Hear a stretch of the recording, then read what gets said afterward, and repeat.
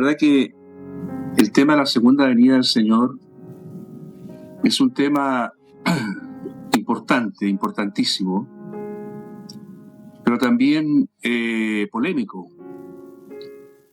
Hay muchas doctrinas, hay mucho bagaje doctrinal en torno a la venida del Señor, que muchas veces dificulta una comprensión más clara, y a veces lo que produce es que los hermanos rehúyen el tema justamente por la confusión que se ha creado. Sin embargo, tenemos que vencer esa reticencia. Tenemos que rogarle al Señor que nos dé la capacidad de comprender, de visualizar en medio de toda la maraña de doctrinas y de opiniones, visualizar lo que el Señor dice a través de la palabra, sin sesgos, sin condiciones, de tal manera que produzca en nosotros el necesario interés, el apego, produzca en nosotros la necesidad de estar preparados, la necesidad de acercarnos al Señor, de ponernos delante del Señor en una actitud de espera, vivir en el espíritu de su venida. Ahora, ya tocamos este asunto en el programa anterior, pero tocamos más bien elementos asociados a lo que es la actitud de la Iglesia respecto a la venida del Señor, la actitud del creyente. Pero en esta oportunidad, con la ayuda del Señor, quisiéramos entrar un poco más en todo lo que es la información, los antecedentes que nos entregan las Escrituras para visualizar este hecho. Así que vamos a pedir al Señor que nos conceda la gracia, el que habla para hablar y los que oyen para oír.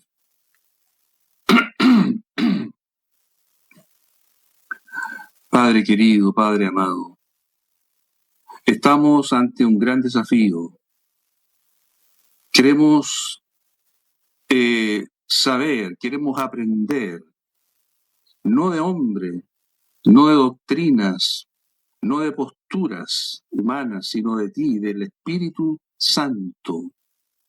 Quisiéramos recibir esta noche un toque iluminador, un toque aclarador en nuestro corazón, en nuestra conciencia, de modo que podamos acercarnos y visualizar este asunto con claridad. Aparta de nosotros todo obstáculo, toda distracción. En el nombre del Señor Jesús tomamos control y dominio de este ambiente y del ambiente que rodea a las personas que tienen interés y que nos escuchan. Padre, gobierna tú, glorifica a tu santo Hijo Jesús para que Él sea realmente conocido, para que este misterio nos sea descubierto en esta noche un poco más. En el nombre del Señor Jesús. Amén.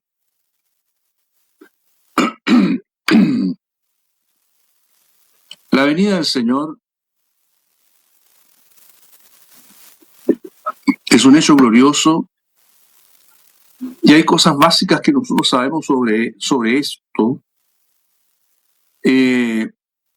y que está en Tesalonicenses o en 1 Corintios capítulo 15 respecto a su venida propiamente tal. Sin embargo, tenemos que saber nosotros que la venida del Señor va a ocurrir en instantes, en momentos en que en la humanidad va a haber un tremendo caos, en que los enemigos de Dios habrán estado levantándose audazmente, violentamente contra el Señor, de tal manera que su venida va a poner fin a una rebelión masiva de todas las fuerzas de la humanidad asusadas por las fuerzas del infierno.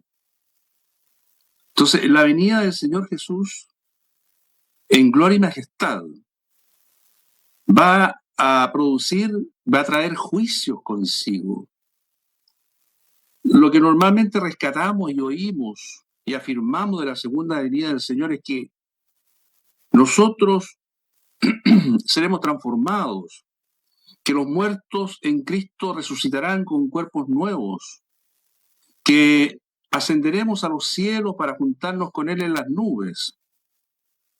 Estas cosas gloriosas, sin duda, que tienen que ver con nuestra condición de hijos de Dios. Sin embargo, quisiera que nos adentráramos un poco en lo que significa una visión más global. ¿Qué va a ocurrir realmente en esos instantes cuando el Señor aparezca en las nubes?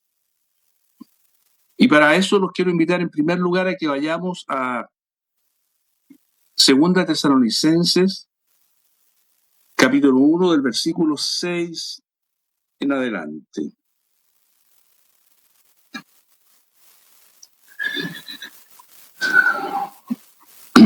Porque es justo delante de Dios pagar con tribulación a los que os atribulan.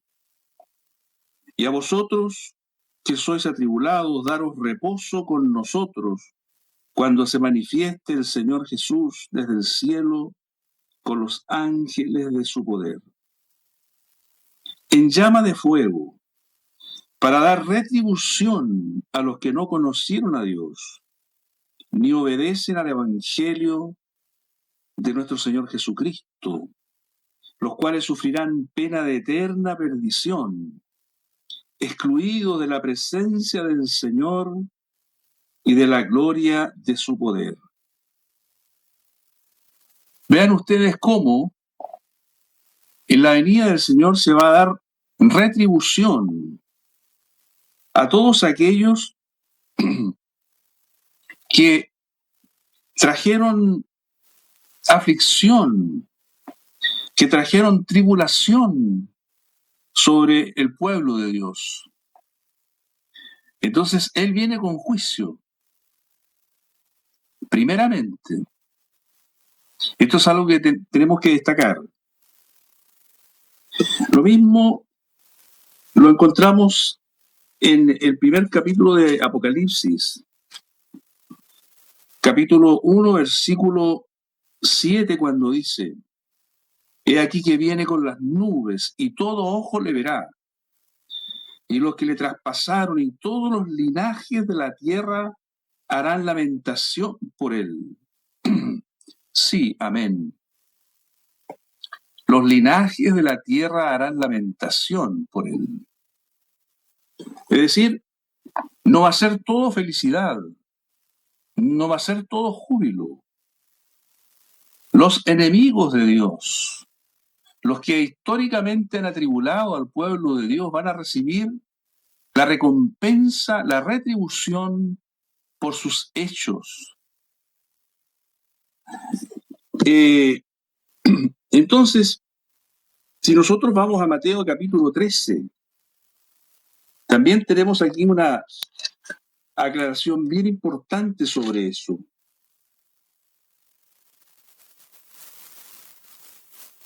Cuando habla de la parábola del trigo y la cizaña, capítulo 13.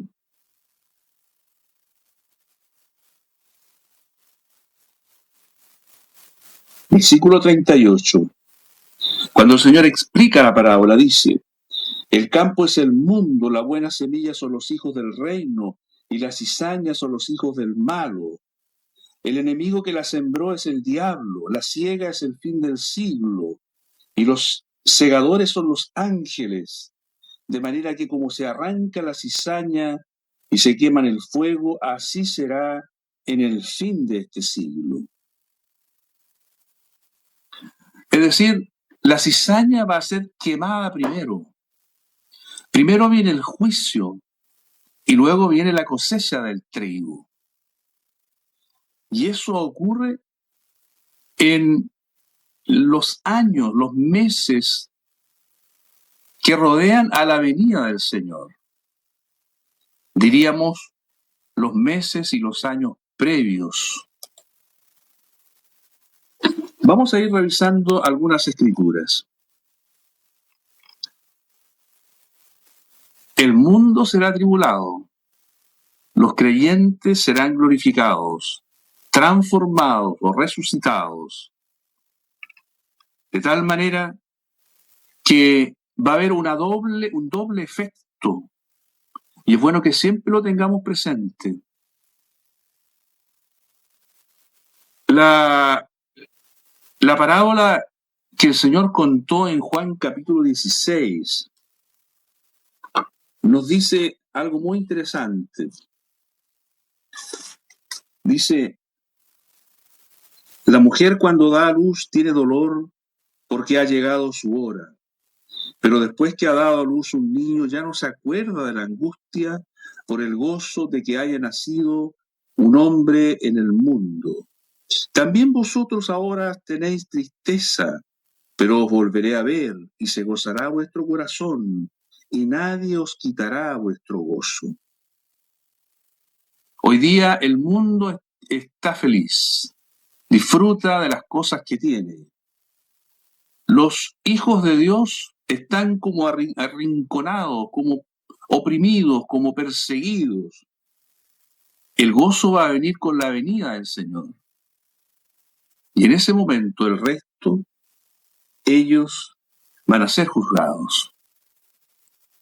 Vosotros tendréis gozo y ese gozo no lo puede quitar nadie. De eso no tengamos ninguna duda. Ahora, en Mateo 24, versículo 21, dice lo siguiente.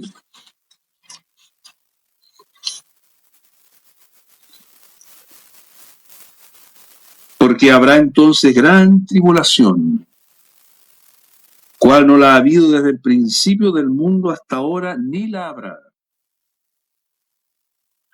Y más abajo dice, versículo 27, porque como el relámpago que sale del oriente y se muestra hasta el occidente, así será también la venida del Hijo del Hombre. Versículo 29. E inmediatamente después de la tribulación de aquellos días, el sol se oscurecerá y la luna no dará su resplandor, y las estrellas caerán del cielo, y las potencias de los cielos serán conmovidas. Entonces aparecerá la señal del Hijo del Hombre en el cielo, y entonces lamentarán todas las tribus de la tierra, y verán al Hijo del Hombre viniendo sobre las nubes del cielo con poder y gran gloria. Y enviará a sus ángeles con gran voz de trompeta, y juntarán a sus escogidos de los cuatro vientos, desde un extremo del cielo hasta el otro. Ven ustedes que está muy claro aquí, que esta tribulación, como nunca la ha habido, será inmediatamente anterior a la venida del Señor, porque dice que entonces, cuando estas cosas sucedan, cuando esta tribulación se deje caer, aparecerá la señal del Hijo del Hombre. Esa tribulación es fundamentalmente una consecuencia de los juicios que Dios va a desatar sobre la humanidad. No es una tribulación pensada para los hijos de Dios, para los cristianos. Y no es simplemente una tribulación causada por cosas humanas, como pestes o guerras, sino que estará asusada y alimentada por agentes del infierno. Por eso será una tribulación inédita. La humanidad ha vivido muchos tiempos de tribulación, pero esto será más allá de toda medida que se conozca. Hay escondidos en el mundo personajes, espíritus, fuerzas malignas que van a tener expresión, que se van a desatar en ese tiempo y harán que las condiciones del mundo sean caóticas y adversas. Entonces, siempre que hay una maldad llevada al extremo, siempre que la maldad llega al límite o a su colmo, Dios envía juicios sobre la tierra. ¿Por qué Dios envió el diluvio? Lo que nos dice Génesis capítulo 6, versículo 5, nos ilustra muy bien las condiciones del mundo prediluviano. Dice, y vio Jehová que la maldad de los hombres era mucha en la tierra, y que todo designio de los pensamientos del corazón de ellos era de continuo solamente el mal. El hombre había llegado a un extremo. Todo era pensar mal, todo era maldad. Entonces vino el diluvio y trajo destrucción sobre toda esa generación. ¿Por qué Dios envió juicio sobre Sodoma y Gomorra? En Génesis 18, 20 dice, por cuanto el clamor contra Sodoma y Gomorra se aumenta más y más, y el pecado de ellos se ha agravado hasta el extremo. Ahí está de nuevo, hasta el límite, hasta el extremo, hasta el colmo. O sea, hay una medida de maldad que Dios soporta, pero esa maldad tiene un límite hasta producir el cansancio de Dios y hasta desencadenar los juicios de Dios. Cuando Lot recibe la visita de los ángeles en su casa y la forma como reaccionan los varones de la ciudad, eso nos hace ver el extremo, el colmo al cual había llegado la maldad. Ahora, otro gran juicio que encontramos en las Escrituras es los juicios sobre Canaán cuando Israel entra y toma posesión de la tierra. ¿Por qué la orden de Dios fue tan terminante respecto a esos pueblos que moraban en Canaán? Era porque, dice en Génesis 15, 16, que tenía que llegar a su colmo la maldad del amorreo. Eso le dice a Abraham 400 años antes. 400 años antes ya había maldad. Pero el Señor dice, en 400 años más, la maldad de estos hombres va a llegar a su colmo. Y en ese momento va a entrar Israel y va a tomar posesión de esa tierra. Y lo hará en forma violenta. Porque es juicio de Dios. Los cananeos eran un pueblo brutal, agresivo, que practicaba toda forma de desviaciones sexuales y montones de cosas horribles.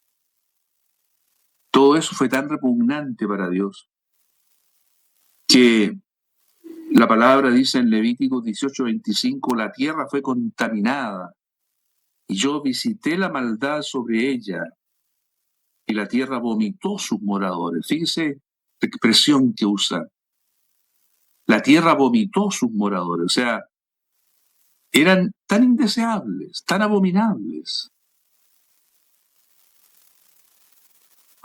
¿Por qué Dios envió juicio sobre Jerusalén, por ejemplo, cuando Israel fue llevado cautivo a Babilonia, es decir, el reino de Judá? Porque ahí en Jeremías capítulo 25 se deja muy claro todos los pecados que ellos habían cometido, desde el rey hasta el último habitante, pasando por los profetas, los sacerdotes. Todos Los estamentos sociales habían caído en pecados flagrantes que Dios juzgó. Y entonces ellos estuvieron 70 años cautivos en Babilonia. Ahora, lo mismo ocurrirá cuando el Señor venga. La humanidad va a estar tan sumida en la maldad.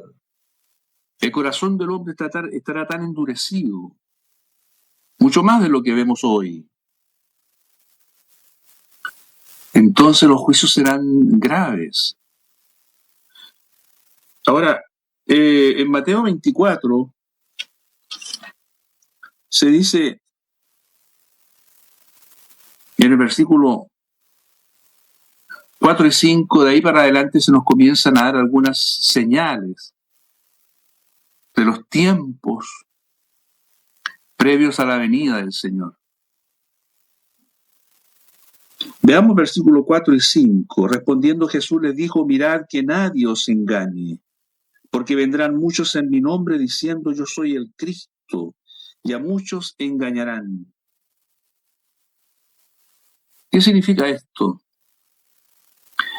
Engaño religioso. Habrá impostores, engañadores,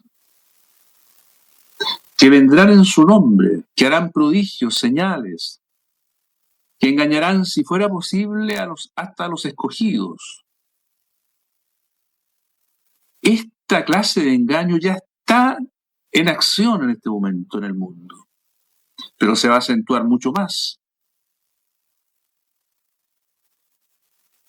Luego, en estas primeras cosas que van a manifestar el tiempo previo a la venida del Señor, dice en el versículo 6, y oiréis de guerras y rumores de guerras. Mirad que no os turbéis, porque es necesario que todo esto acontezca, pero aún no es el fin. Ahora, si nosotros vamos a Apocalipsis capítulo 6, yo le voy a invitar que vayamos allá porque hay una correspondencia entre Mateo 24 y Apocalipsis 6. Fíjense ustedes en el versículo 4 del capítulo 6, dice, y salió otro caballo bermejo o rojo, y al que lo montaba le fue dado poder de quitar de la tierra la paz, y que se matasen unos a otros, y se le dio una gran espada. Estos son las guerras y los rumores de guerras. Pero todavía no es el fin, dice el Señor. Porque se levantará nación contra nación y reino contra reino, dice el versículo 7. Entonces, estas cosas nosotros las estamos oyendo. Guerras y rumores de guerras. Pero va a llegar el momento en que va a haber problemas en que se va a levantar nación contra nación. Pareciera que estamos en ese riesgo hoy en día. Hay rumores de guerra. Como que se están concertando las voluntades.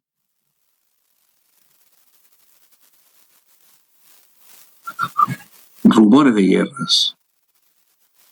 Sigamos con el versículo 7 de Mateo 24 y dice, y habrá pestes y hambres. Pestes y hambres. Vamos a Apocalipsis 6, tercer sello. Versículos 5 y 6 dice, cuando abrió el tercer sello, oí al tercer ser viviente que decía, ven y mira. Y miré, y aquí un caballo negro, y el que lo montaba tenía una balanza en la mano. Y oí una voz que de en medio de los 4 seres vivientes que decía, 2 libras de trigo por un denario y 6 libras de cebada por un denario, pero no dañes el aceite ni el vino. Aquí tenemos el asunto del hambre, la escasez y el hambre. Hay coincidencia. El cuarto sello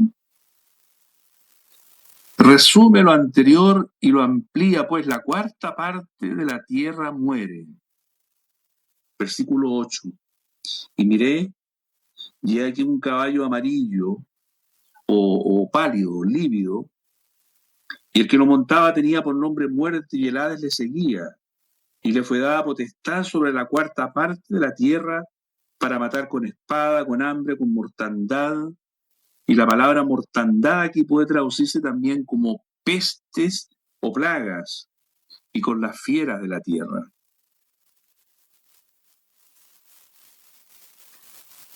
¿Se dan cuenta? La muerte, las plagas, las enfermedades, el hambre, que va asociada a la guerra. Mateo 24, 7 al final dice, y terremotos en diferentes lugares. Y el versículo 8 que dice, y todo esto será principio de dolores. O sea, todavía no es lo más grave. Es recién el comienzo. Y cuando nosotros vamos a Apocalipsis capítulo 6, versículo 12, dice, aquí está el sexto sello. Y miré cuando abrió el sexto sello, y aquí hubo un gran terremoto, y el sol se puso negro como tela de silicio, y la luna se volvió toda como sangre, y las estrellas del cielo cayeron sobre la tierra, como la higuera deja caer sus higos cuando es sacudida por un fuerte viento. Y el cielo se desvaneció como un pergamino que se enrolla, y todo monte y toda isla se removió de su lugar. Terremotos en diferentes lugares, dice Mateo 24, y el sexto sello se caracteriza por un terremoto de proporciones gigantescas que todavía no hemos vivido.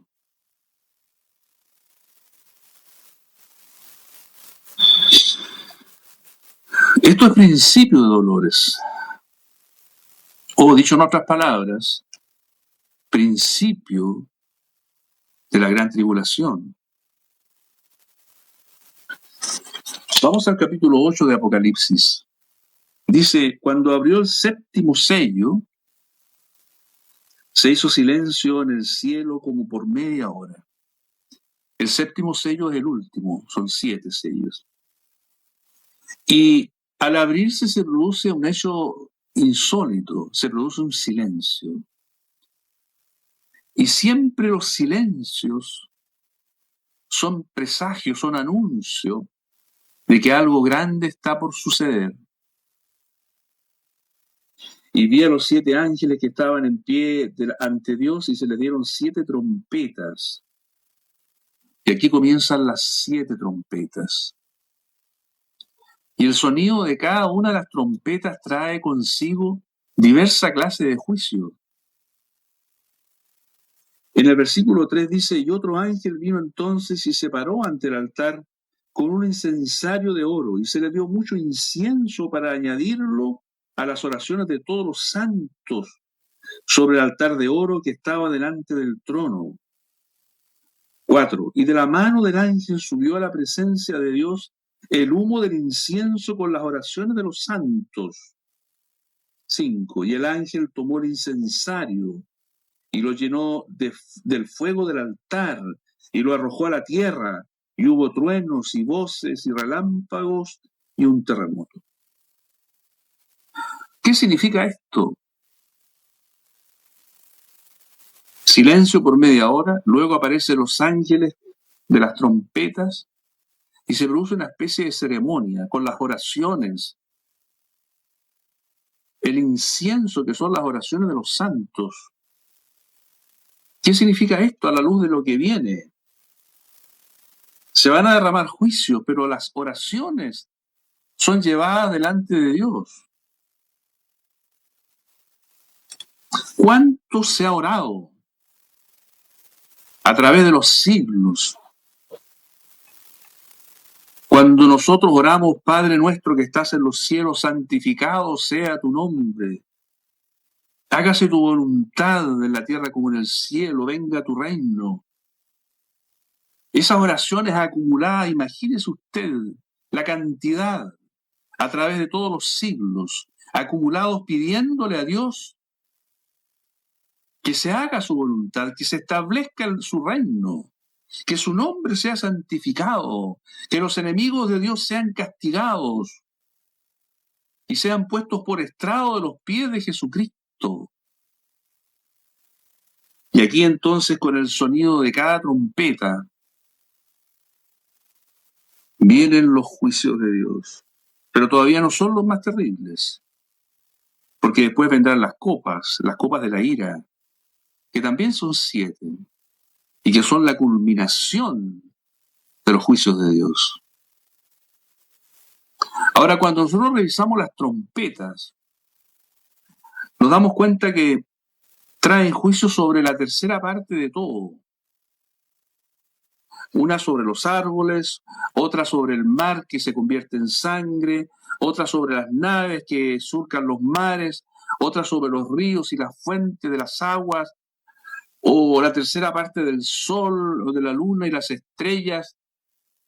Es decir, todo aquí en las trompetas, las 6 primeras, tiene que ver con un tercio de cosas que son juzgadas, que son atacadas.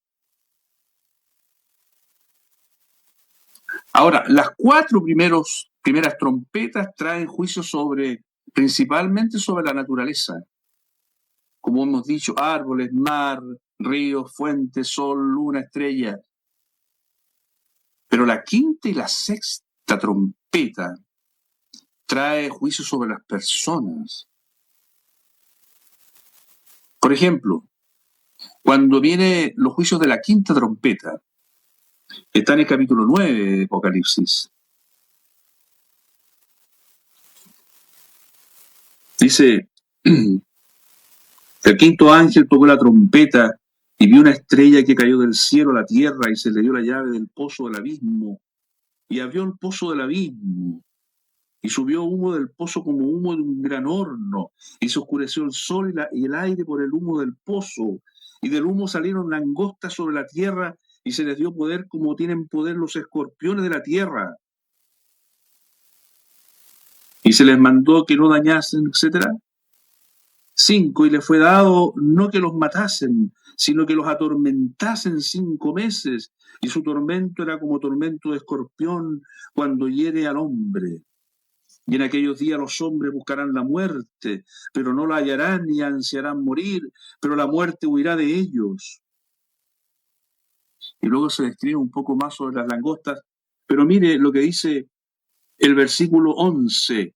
Y tienen estas langostas que tienen colas de escorpiones, tienen por rey sobre ellos al ángel del abismo, cuyo nombre en hebreo es Abadón y en griego Apolión.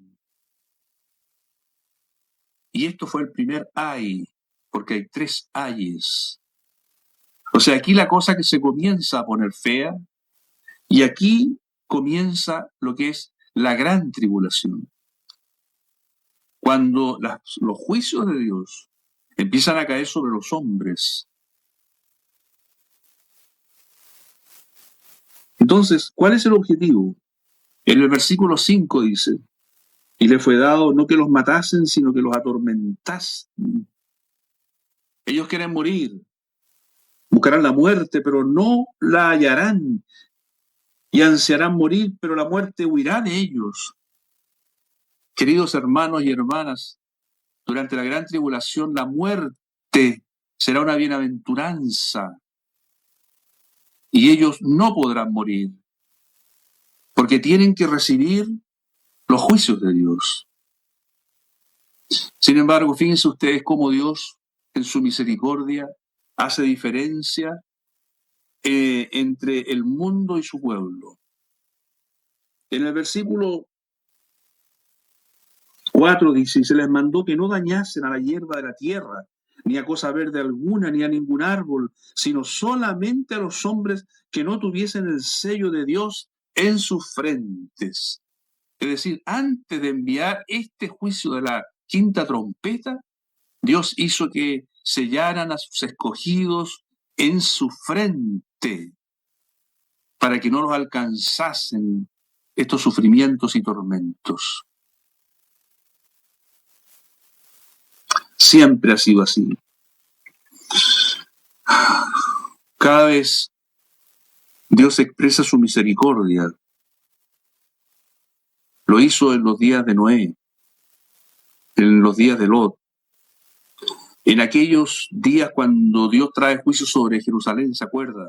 Lo mencionamos en un programa anterior, cuando Dios envía un escribano que marque a los justos y sean librados de la muerte que sí alcanza a los demás. Entonces, el mundo, noten ustedes en este tiempo, que fue siempre un lugar de placer para esta gente malvada. ¿Cuántos pecados, queridos hermanos, cuánta maldad existe ya en el mundo? Que son cosas innombrables, que usted seguramente las sabe y que no las podemos decir aquí.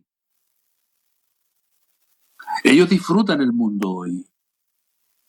Los placeres, los deleites, aunque eso significa aprovecharse de todos los demás. En todo aspecto, en todo sentido. Pero aquí el mundo para ellos se torna tan hostil que ellos quieren morir. Sin embargo, la muerte huye de ellos. Ahora, ¿por qué estamos diciendo estas cosas si el tema de este programa es la venida del Señor? Dijimos que tenemos que ver cuáles son los acontecimientos asociados a la venida del Señor. El Señor todavía no viene, no aparece aquí. Y ya están ocurriendo estas cosas. ¿Y por qué ocurren estas cosas? Porque ya lo leímos en 2 Tesalonicenses. Porque es necesario pagar, retribuir a todos los que persiguieron y atormentaron a los profetas, a los justos, a los hijos de Dios. Primero los juicios, primero la cizaña, luego entonces el trigo es llevado a los graneros de Dios. Ahora, noten ustedes una cosa interesante, que en este tiempo ya estamos en la gran tribulación. Dice en el capítulo 12, versículo 11, y ellos le han vencido por medio de la sangre del Cordero y de la palabra del testimonio de ellos, y menospreciaron sus vidas hasta la muerte. ¿Qué se dice de los santos de Dios? Que ellos le han vencido. ¿Y cuál es la victoria del creyente? La sangre del Cordero, la palabra del testimonio, que nunca se puede apagar en la boca. Y tercero, que menosprecian o menospreciaron sus vidas hasta la muerte. Apocalipsis 14, versículo 13. Oí una voz que desde el cielo me decía, escribe, bienaventurado de aquí en adelante los muertos que mueren en el Señor. Sí, dice el Espíritu, descansarán de sus trabajos porque sus obras con ellos siguen. ¿Cuál es la bienaventuranza aquí? Morir en el Señor. Los impíos quieren morir y no pueden, porque tienen que sufrir los tormentos. Pero aquí los justos escapan de los tormentos a través de la muerte. Apocalipsis capítulo 15, versículos 2 y 3. Vi también como un mar de vidrio mezclado con fuego, y a los que habían alcanzado la victoria sobre la bestia y su imagen, y su marca y el número de su nombre, Mire, de nuevo la victoria en pie sobre el mar de vidrio con las arpas de Dios. Y cantan el cántico de Moisés, siervo de Dios, y el cántico del Cordero, diciendo: ¡qué gloria más grande! Ellos la vencieron. Aquí son sus almas las que alaban, las que están con júbilo, las que hacen fiestas. Eso es la victoria. Morir, porque en ese momento morir significa una bienaventuranza y significa entrar en una dimensión que nosotros no conocemos, una dimensión de gloria, de bienaventuranza, de dicha, de deleite. Capítulo 20, versículo 4 y 5 dice: y vi tronos y se sentaron sobre ellos los que recibieron facultad de juzgar. Y vi las almas de los decapitados por causa del testimonio de Jesús y por la palabra de Dios, los que no habían adorado a la bestia ni a su imagen, y que no recibieron la marca en sus frentes ni en sus manos, y vivieron y reinaron con Cristo 1000 años. ¿Qué es eso? ¿No es victoria, no es triunfo? ¿No es el mayor galardón? Pero los otros muertos no volvieron a vivir hasta que se cumplieron 1000 años. Esta es la primera resurrección. Y aquí estamos en el capítulo 20 de Apocalipsis. Y aquí está la primera resurrección recién. Ustedes saben perfectamente que la primera resurrección está asociada a la venida del Señor. Si aquí se habla de la primera resurrección, es que aquí, por aquí, el Señor viene. En gloria y majestad, donde todo ojo le verá y donde harán lamentación las naciones de la tierra. ¿Por qué harán lamentación? Porque con la venida del Señor vienen los juicios.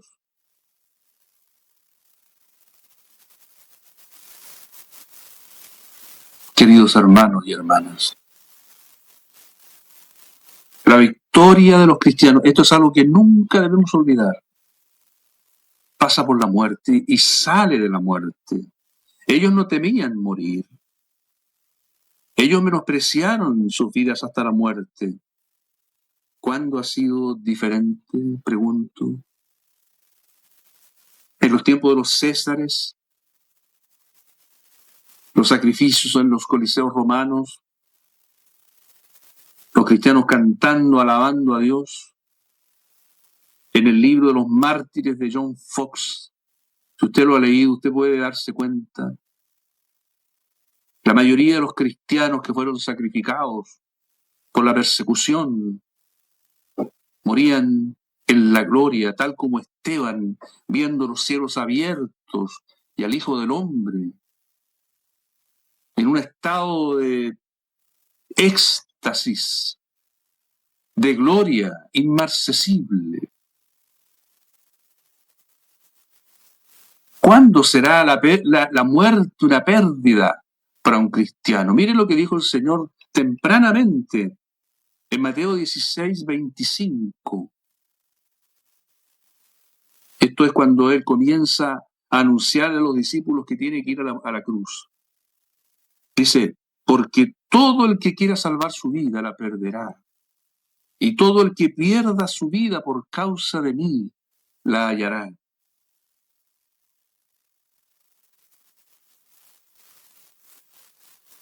Si nosotros nos aferramos a la vida, la perdemos. Si nosotros perdemos nuestra vida, por Él la hallaremos. Así que no debe extrañar lo que pasa en este tiempo de la gran tribulación con los hijos de Dios. En su debido momento, cuando llega el momento, el Espíritu Santo viene sobre el creyente y lo capacita le infunde valor, le infunde aliento y esperanza y un sentido de gloria que bien puede menospreciar todas las cosas aquí abajo. En ese mundo, bajo la gran tribulación, bajo los juicios de Dios, ¿creen ustedes que el mundo va a ser vivible? ¿Va a ser disfrutable? ¿Va a ser agradable estar aquí? Bienaventurados los que mueren en el Señor. Desdichados los que queriendo morir, no podrán morir. Así que tenemos que ver las cosas con el enfoque correcto, bajo el prisma correcto.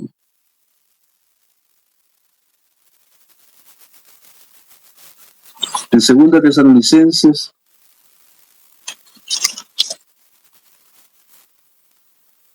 vamos a volver de nuevo, porque la iglesia de Tesalónica era una de las iglesias más elogiadas por el apóstol Pablo, una iglesia considerada quizás la más normal, la más ejemplar de todas las iglesias del Nuevo Testamento. Tesalónica. Mire lo que dice 2 Tesalonicenses, capítulo 1, del versículo 3 en adelante. Debemos siempre dar gracias a Dios por vosotros, hermanos, como es digno, por cuanto vuestra fe va creciendo y el amor de todos y cada uno de vosotros abunda para con los demás, tanto que nosotros mismos nos gloriamos de vosotros en las iglesias de Dios, por vuestra paciencia y fe en todas vuestras persecuciones y tribulaciones que soportáis. Esto es demostración del justo juicio de Dios, para que seáis tenidos por dignos del reino de Dios. ¿Qué viene después de la tribulación? ¿Qué viene después de la venida del Señor para los que creyeron, para los que ofrendaron sus vidas? El reino. Y el reino significa recompensas, por el cual, dice, asimismo padecéis. Por el reino padecéis.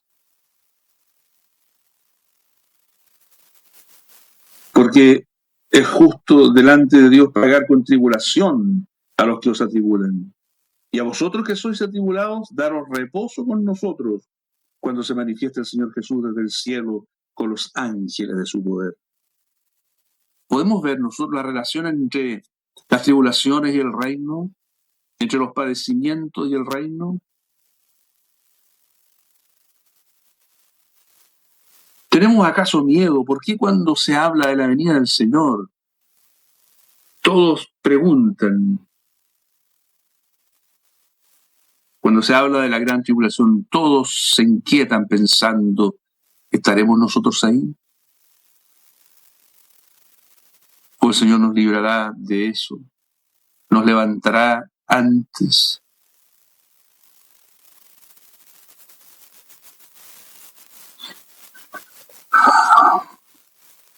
Volvamos a Apocalipsis, al capítulo 9. La sexta trompeta, el versículo 13. El sexto ángel toca la trompeta y dice en el versículo 14, desata a los 4 ángeles que están atados junto al gran río Éufrates. 15, y fueron desatados los 4 ángeles que estaban preparados para la hora, día, mes y año a fin de matar a la tercera parte de los hombres.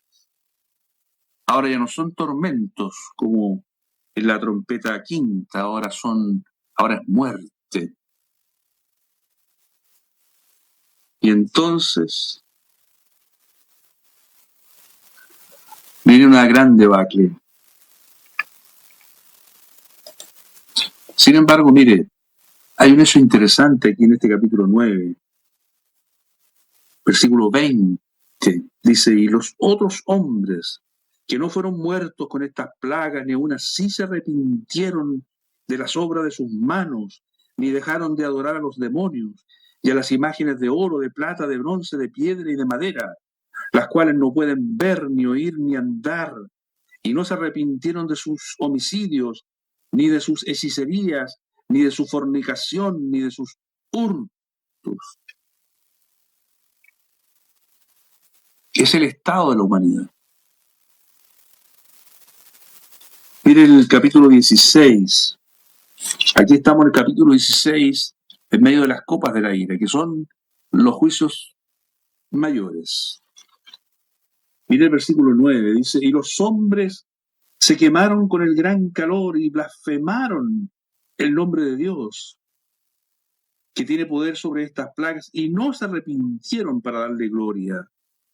Versículo 10, el quinto ángel derramó su copa sobre el trono de la bestia, y su reino se cubrió de tinieblas, y mordían de dolor sus lenguas, y blasfemaron contra el Dios del cielo por sus dolores y por sus úlceras, y no se arrepintieron de sus obras. Es el estado de la humanidad. Sea en el tiempo de las trompetas o en el tiempo de las copas de la ira, no hay capacidad de arrepentirse.